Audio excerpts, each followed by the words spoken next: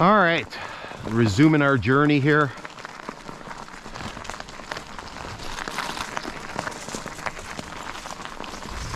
Oh, there's another partridge. There's Luna's enjoying herself. I'm guessing from what it looks like, that looks part of a brake shoe.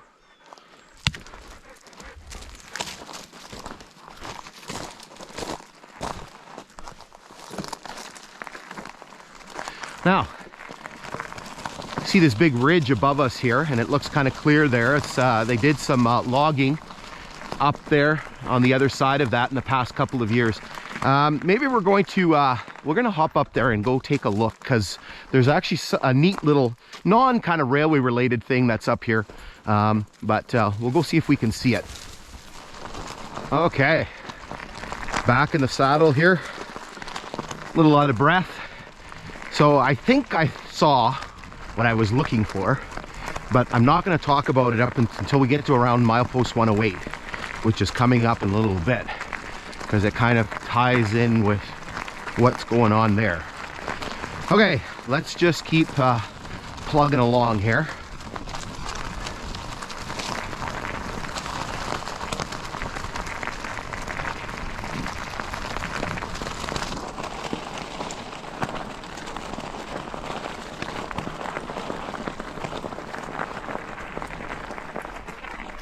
So here we're coming through another cutting area here. Again, just indicative of kind of the geography and the geology of this area. Lots of jack pines growing up on the north side there. Not sure what the dog saw.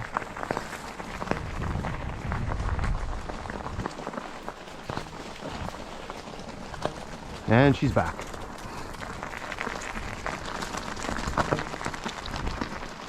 So if we pause here,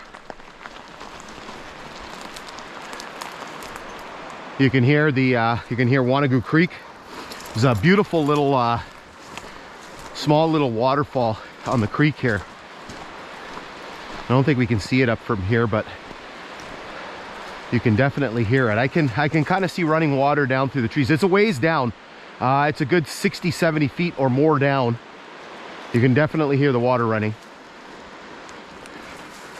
Maybe if we have time, we'll stop and go take a look at that on the way back. Okay, so as a little diversion, we worked our way down from the grade down here to the Wanogu Creek, and I'm very, very glad that I did, because just a very, very pretty little waterfall here. Try to get up so I can get a better angle for you.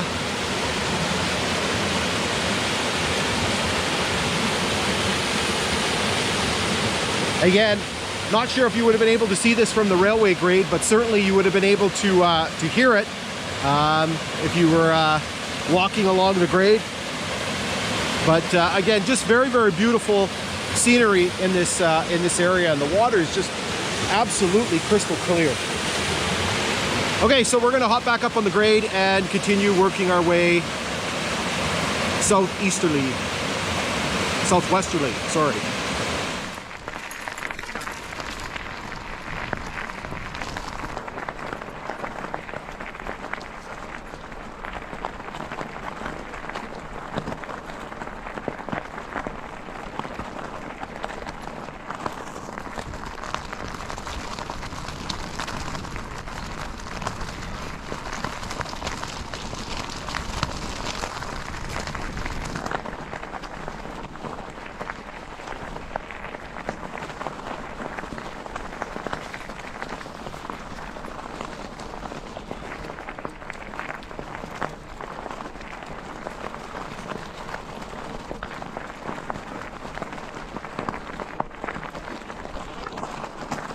All right, so we've got a bunch of stuff coming up right here in this area that we're going to pause here and have a look at.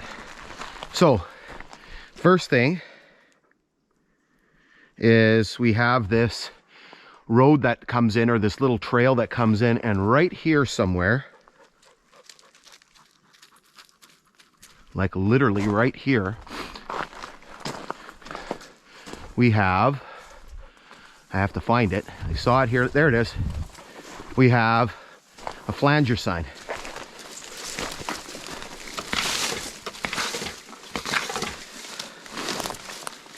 Now, I'm not sure the purpose of this flanger sign that's here, if it was yanked over here from the bridge and it ended up over here because we have a bridge crossing coming up, or if it had something to do with this trail here. Now, this area here, right up there, is our next milepost, which is milepost 108. Now, we'll hop our way over there so you can see the flanger sign again. Right there. Trying to see if I see anything else. Just saw that last year by accident, kind of hiding there. If you didn't kind of, it was, again, we were here last year. It was a couple weeks from now. So the leaves were down a little bit more. So that sign sort of jumped out at me. And so here, there's a creek. And there's a culvert, and it's a modern metal culvert. You can see part of one that they replaced there.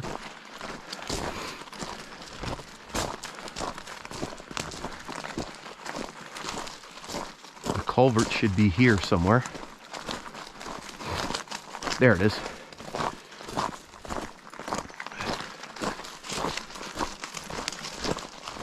So there's the culvert marker. So it's showing milepost 108, and so on the original lines that would be 58.3. Now, so the milepost 58 marker should be around here somewhere, but it's not. And I looked last year, and on our way back we're going to take a look again and see if we see that. However, there's something else going on here, because we actually have, and I have to get my cheat notes out here. We actually had, for a few years, we actually had a stop here. I just got to make sure I know what I'm talking about. So from 1938 to 1940, there was a stop here known as East Hogarth. And it was located at milepost 58.3, which is milepost 108. So what I'm going to do is I'm going to flash that 1938 timetable up so you can have a look at that.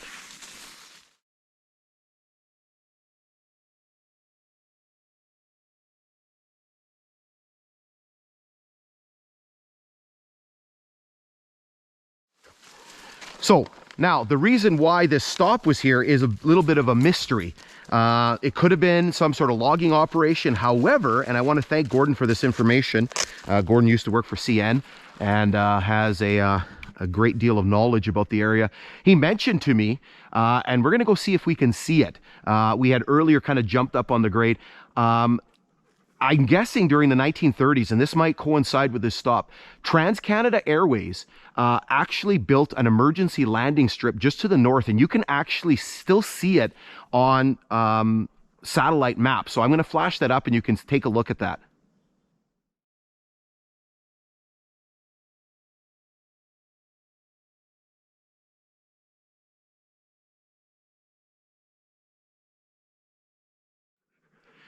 Okay, so if I can still find it, I'm going to go up there after on our way back, and I'm going to go take a look and see if we can. The western end of that airstrip is just up there, so we'll go take a look and see if we can see it. All right, so we took a little detour here and ventured north of the grade.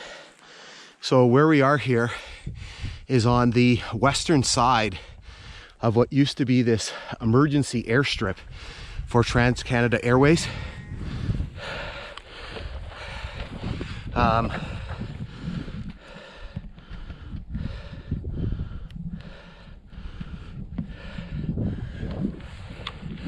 So you can see it stretching back this way to the east, and I don't know if the road kind of bisects this or where this strip would have been.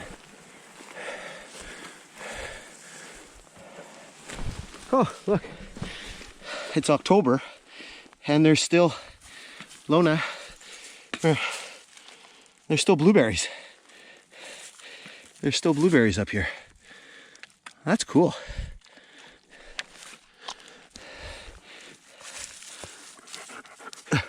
She wants some more. Want some more? So, yeah, there's blueberries all over the place here. Gotta remember this spot. So, again, not directly related to the railway thing, but again, that milepost 108 stop may have been put in place for the construction of this emergency airstrip. So I'll flash that Google image again, and you can kind of really see it distinctly in the satellite imagery.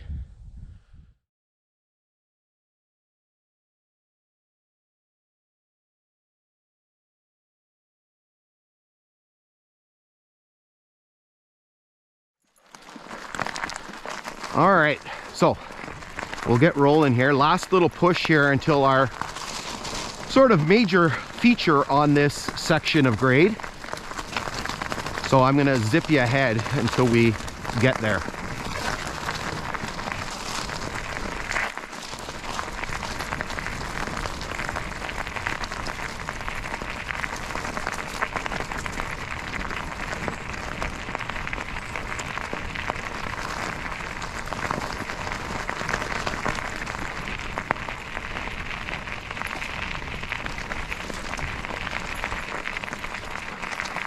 So you can see the grade is very well traveled, and I'm going to tell you a little story about this once we get to the bridge. Just looking, there's supposed to be a telegraph pole here somewhere.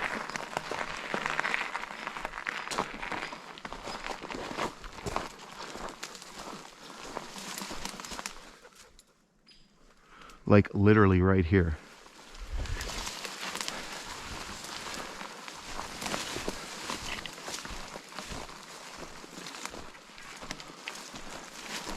Maybe it's a little obscured because the leaves are still kind of up.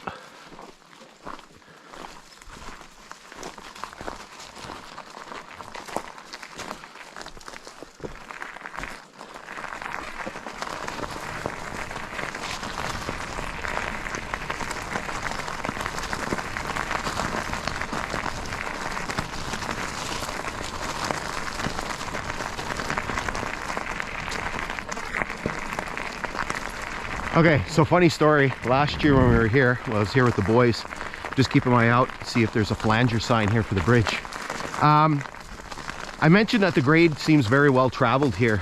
We were walking, and next thing you know, there's a truck that pulls up behind us, and the guy basically tells us, "Oh, I'm just going to go up to the bridge and I'm going to turn around." And he gets to the bridge that's just up here, and he just keeps driving. I'm looking out for that flanger sign here, and he literally drives right over the bridge with his truck. And basically what it does is it basically allows people to cut off from mileage 56 road all the way up to Cameron Falls. And I'm thinking in my head going, this guy's pretty brave, because I can barely walk across this bridge, and this guy just casually drives across the bridge with his half-ton truck. So okay, we have arrived at the Cash Creek Trestle. So what we're going to do is we're going to pause here for a second, and then we're going to make our way across the structure.